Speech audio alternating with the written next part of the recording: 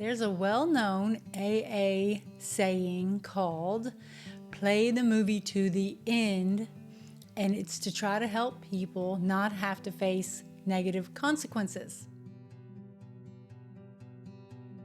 Hi, I'm Gina. Here at Hope and Cope, we talk about the essential skills we need in order to have our best life in spite of painful and sometimes even tragic life events and situations. Today, we're going to talk about actions have consequences. It's easy for us to see that there are serious consequences for the lifestyle choices of people in addiction or people with mental illness or some other unhealthy behavior. But it's very hard for us to see that we also have choices to make that could also have negative outcomes. It's easy to stay focused on the behaviors and lifestyles of people with addiction and not look at our own behaviors. But if we can't focus on ourselves and see the consequences of our own behaviors, then how can we expect someone else to do the same thing? You know, one of my common themes here at Hope and Cope is to talk to you about good self-care, especially under circumstances when you are living with a loved one in an addiction. And I talk about it. I don't know how much those things get implemented into your life. I know it was very hard for me when my husband was in addiction for me to focus on my own self-care. But we have to realize that there are consequences for our choices. If I push off and push off and push off self-care into the future, it could have terrible consequences. It could cause health problems, it could cause mental health problems, and the consequences could be worse than I expect. I know when you are under a lot of stress, especially if you're living in a situation with chaos, it's very hard to see gray areas.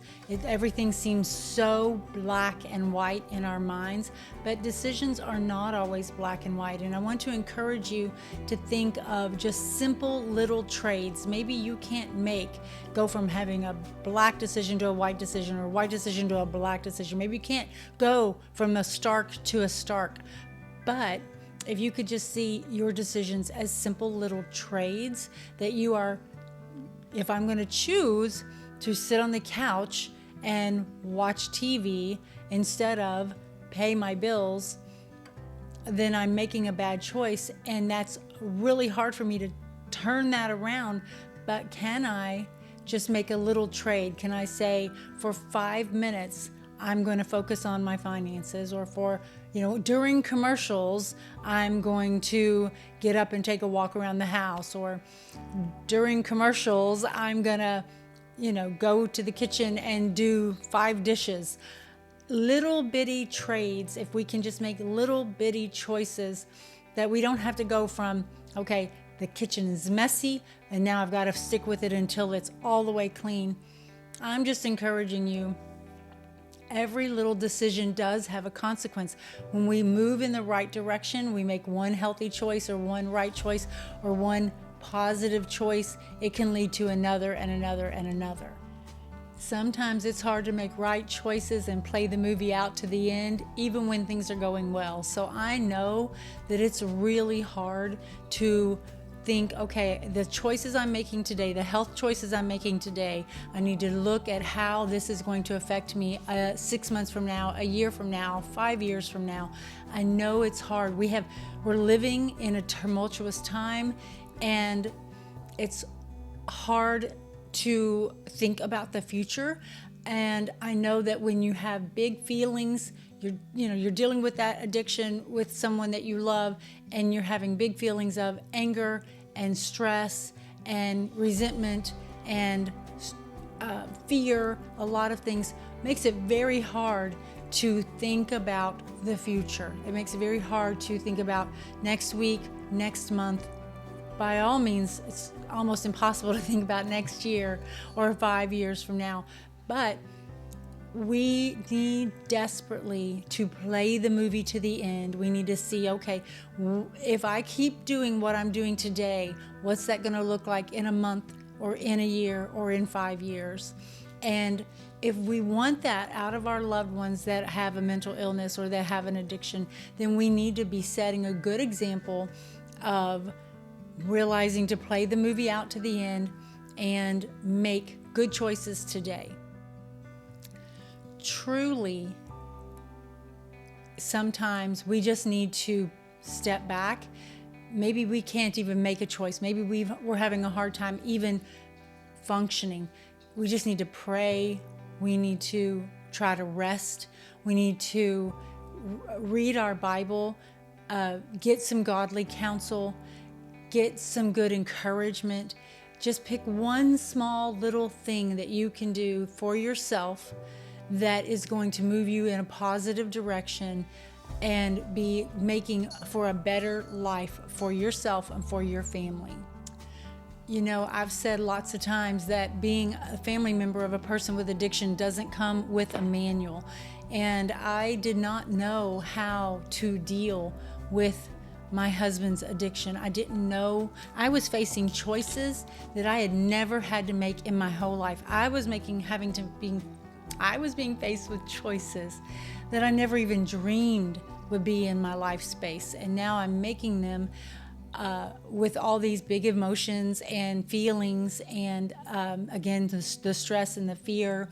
So what I tried to do is push away all of the stuff that didn't matter and think about the things that did matter, the things that were going to be lasting, the things that were going to, you know, if I make how can I make this decision today that's going to be positive for my daughters in the future? How can I make this decision today that's going to hold my family together? How can I make decisions today that is going to propel me in a better place financially and spiritually and mentally?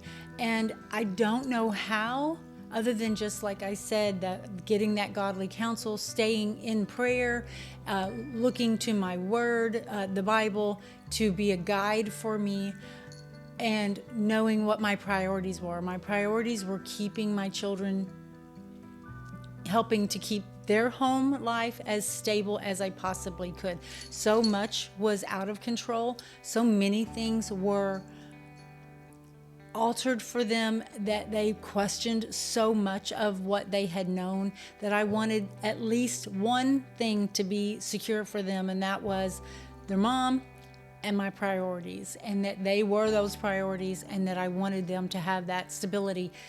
When I couldn't really provide stability in anything else, that I wanted to be something safe and secure for them.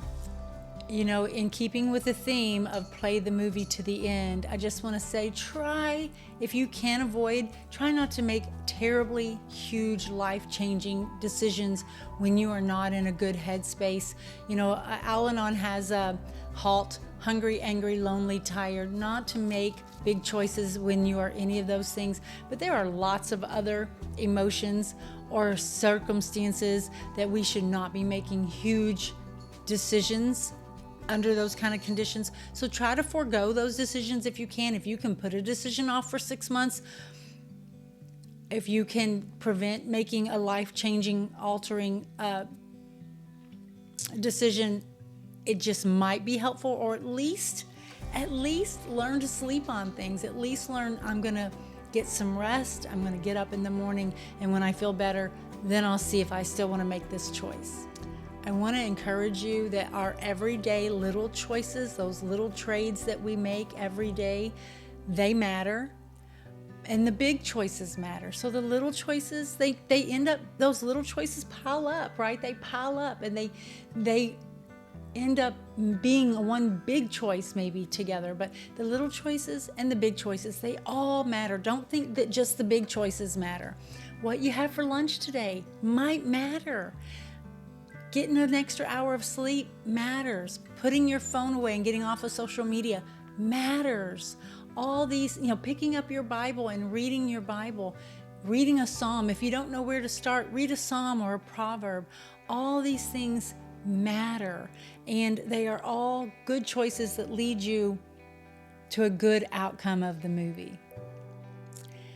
Remember, I always tell you guys that feelings aren't facts. Feelings come and go, and they will feel like a fact when they absolutely are not.